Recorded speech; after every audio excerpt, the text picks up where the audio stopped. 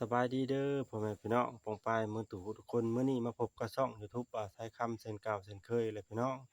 มื้อนี้บ่าวสายคำสิมาอัปเดตพี่น้องเดือน12พี่น้องเข้าตามไห้ตามนาสิออกก็บ่พี่น้องเอ้ยบ่าวสายคำใส่เข้าอัน12พี่น้องกับเข้า11ส่วนว่าพี่น้องใส่เข้าหยังในคอมเมนต์มาบอกเด้อพี่น้องเด้อเข้า11เข้า12เป็นเข้างั้นพี่น้องเอ้ยก่อนสิเข้าไปรับชมคลิปนี่ฝากพี่น้องกดไลค์กดแชร์กดติดตาม กดกระดิ่งแจ้งเตือนให้บ่าวใช้คำชาแนลเด้อพี่น้องเด้อเพื่อว่าสิเป็นกำลังใจให้บ่าวเฮ็ดคลิปต่อไปพี่น้อง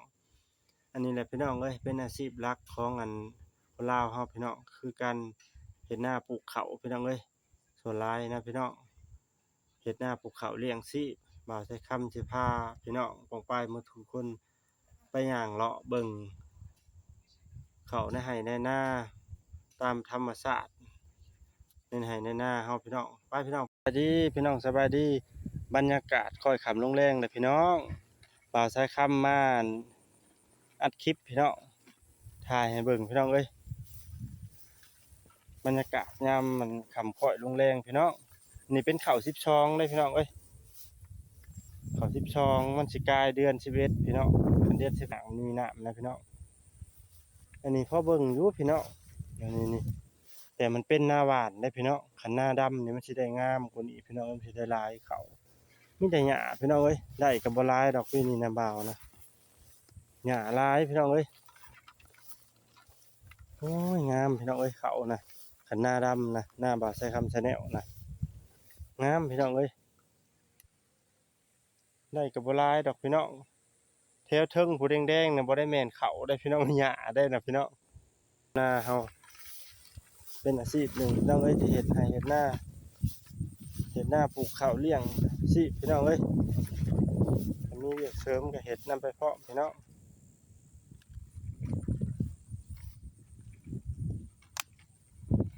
เลาะวงต่อพี่น้อง เลาะไปยามสอนพี่น้องยามมันผูบ่อนเป่งปลานะพี่น้องพี่บุญพี่น้องเอ้ยโธ่แดดพี่น้องแดดเข่า12เด้อพี่น้องเด้อนี่นะสิเป็นเข่า12พี่น้องเข่า12บ่าวใส่คำใส่เข่า12พี่น้องเป็นเข่า11เนี่ยมันสิสุกแล้วพี่น้องเอ้ยเป็นเข่างันได้พี่น้องเห็ดหน้าหวานพี่น้องเป็นเห็ดหน้าดำมันสิงามกว่านี้พี่น้องเอ้ยสิได้ลายเขานะใครได้ข่าวลายกับแบ่งให้บ่าวใส่คำชาแนลกินเด้อพี่น้องเด้อได้ข่าวบ่ลายเลยพี่น้องปีนี้ไปพี่น้องป้าเลาะเบิ่งไปเบิ่งน้ำกันพี่น้องตอนนี้ก็มาฮอดบอลเป่งป้าเลยพี่น้องเป่งหน้าเป่งให้หน้าพี่น้องเอ้ยเข้าสิสุกเลยนะมันยังลายอยู่มันจะถือบ่พี่น้องไปเบิ่งน้ำกันพี่น้องสิได้ป้าจักโตพี่น้อง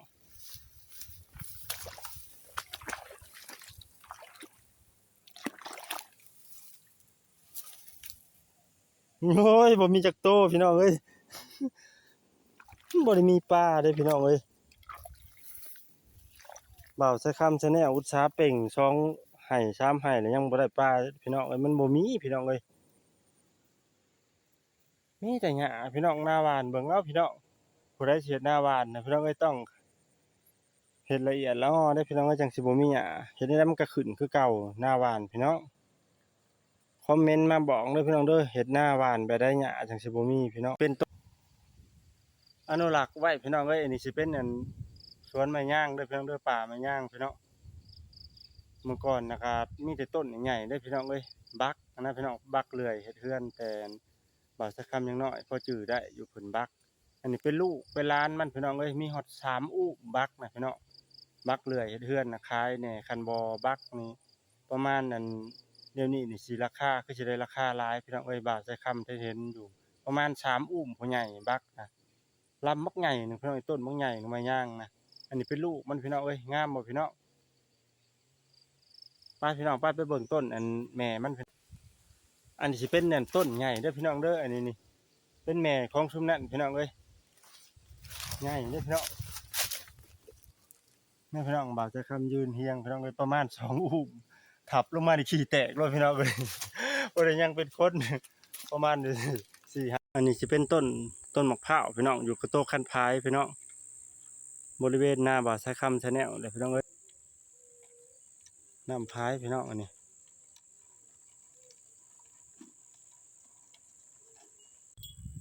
นี่แหละพี่น้องอันนี้งัวพี่น้องเอ้ยมึงดูพี่น้องหญ้าในนาน่ะพี่น้องสำกับบ่แม่นนามีแต่หญ้าเอาอยากออกช่องยูทูบเบอร์บ่นี่เป็นบรรยากาศยามแรงๆเด้อพี่น้องเด้อตะเวนนั่นลงค่อยค่ำนะพี่น้องบรรยากาศยามแรงๆพี่น้องตะเวนสิตกดินแล้วพี่น้องเอ้ยค่อยค่ำยามแรงพี่น้องคุ้ยพี่น้องเอ้ยปลูกอันกินหญ้าพี่น้องปลูกกินหญ้าตอนค่ำๆพี่น้องเอ้ยเอามากินน้ำแม่น้ำเพิ่นจะยืนอยู่สิพี่น้องลงไปกับบ่ดนตินี่เพิ่นย่านปิ้งมีปิ้งเด้อพี่น้องเอ้ยแต่เก่าน่ะบ่มีพี่น้อง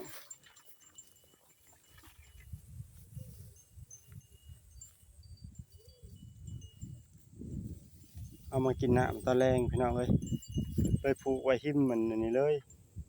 หิมพายพี่น้องขอปิดคลิปเด้อพี่น้องเด้อฝากกดติดตามบ่าวชะคำ Channel เด้อพี่น้องถ้าว่าเลื่อนเข้ามาพบคลิปก็ได้พี่น้อง1 คน1ผู้ติดตามเด้อพี่น้องเด้อฝากติดตามมันบ่าวชะคำหน่อยเด้อพี่น้องเด้อสบายดีพี่น้อง